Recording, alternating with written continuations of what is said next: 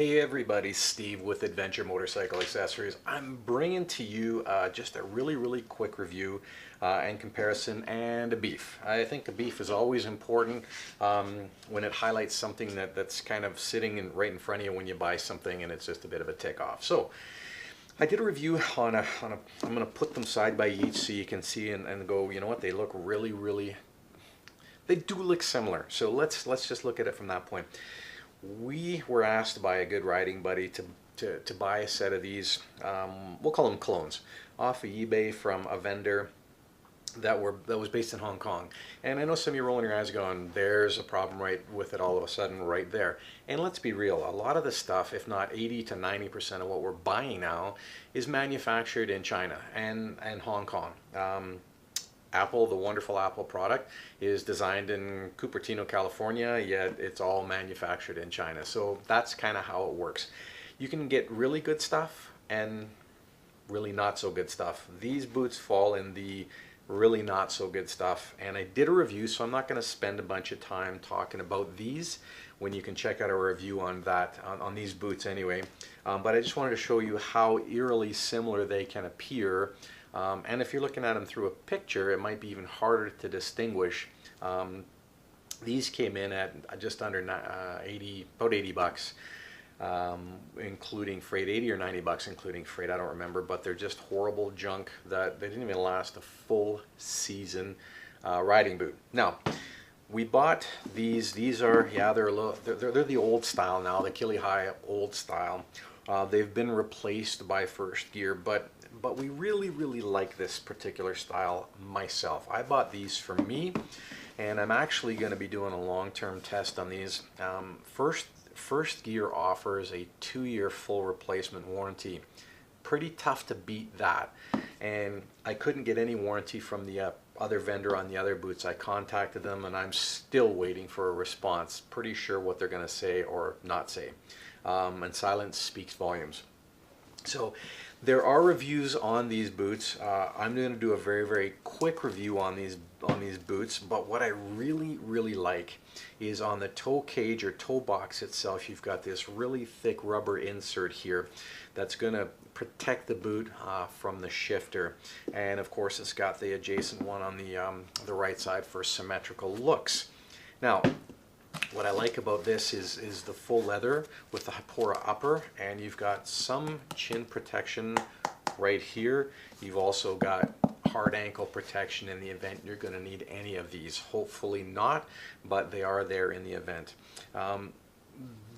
Firstgear suggests that these are completely waterproof right out of the box, and I'm a believer in Firstgear products and most other products as well, except for these. But I always treat my leather gear with Nick Wax, because I'm not going to submerge these in a river, although I may, depending on the depth of the river, inadvertently. But I'm still going to treat them with Nick Wax because I just believe in that added protection or added layer of protection. So highly advise that you do that, but that's a personal choice. But I like this flexible component right here, very soft, very supple. The other one did not. The other one had it, but it was more of a stitching or aesthetics. It was non-functional. Same with the back here. It's for the flexibility of the boot. The Hypora membrane, when I pull this apart right here, what I liked about this is that the Velcro was full length, completely covered the zipper. The other boot, it was just Velcro on the top part of the boot and exposed zipper on the bottom.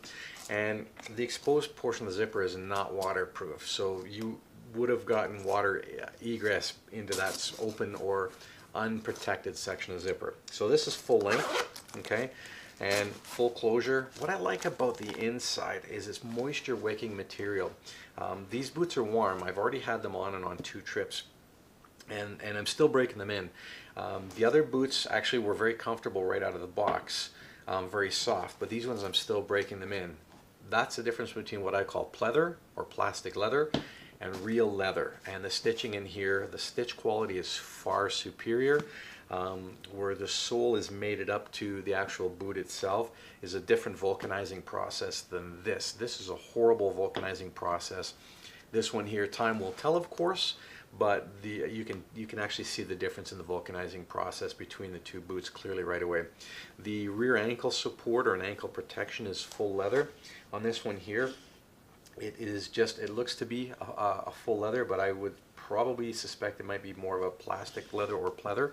The reflective component here, again, the reflective component on the back of the boot. So again, similarities, a lot of similarities, but I don't believe you can really compromise quality. And I know where the boots are manufactured, and they're probably in a factory down the road from this one, but you've got good, better, best, I believe, in any manufacturing.